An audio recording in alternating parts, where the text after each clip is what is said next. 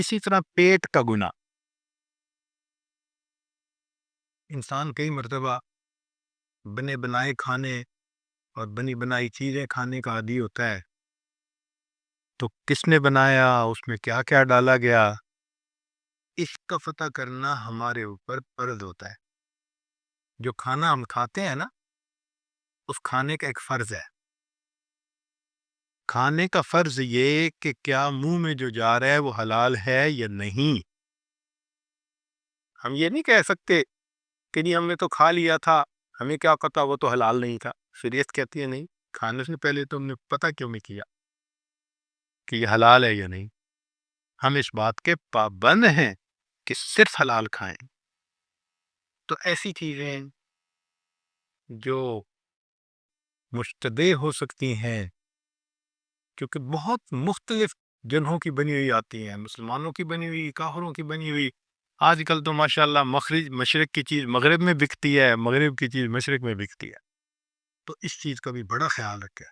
آپ بازار سے کوئی کھانے کی چیز خریدنا چاہتے ہیں، بسکٹ ہے، کوئی اور چیز ہے، تو اس کو پڑھا ضرور کریں کہ اس کے اندر جو کنٹینٹس ہیں وہ حلال ہیں یا اس کی فکر رکھا کریں۔ یہ نہیں ہے کہ بس جو چیز ہاتھ میں آ گئی، اب پیٹ جو ہے وہ ایک بوری بنا ہوا ہے، وہ بوری میں ڈالتے چلے گا۔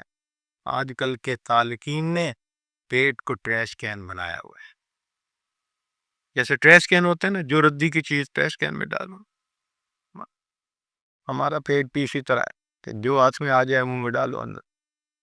اس کا خیال رکھیے، کیونکہ پیٹ میں اگر حرام چلا جائے تو انسان کی محنت ضائع ہوتی ہے۔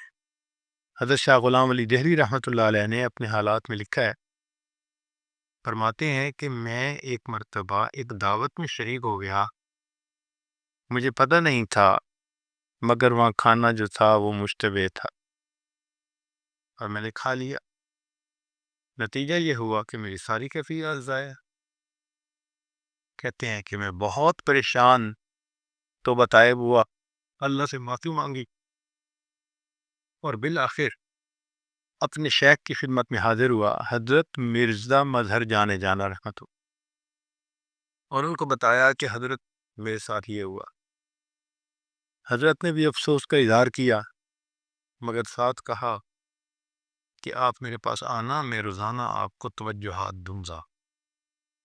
فرماتے ہیں کہ میں روز شیخ کی خدمت میں جاتا اور حضرت مجھے روز توجہ دیتے اور یہ الفاظ لکھتے ہیں کہ ایسی توجہ ہاتھی پہ ڈالی جاتی وہ بھی متاثر ہوتا، ایسی توجہ دیتے ہیں۔ فرماتے ہیں کہ میں 40 دن شیخ کے پاس جا کر وہ توجہ لیتا رہا، ایک مرتبہ کھانے کی ظلمت تب دل سے دور ہوئی۔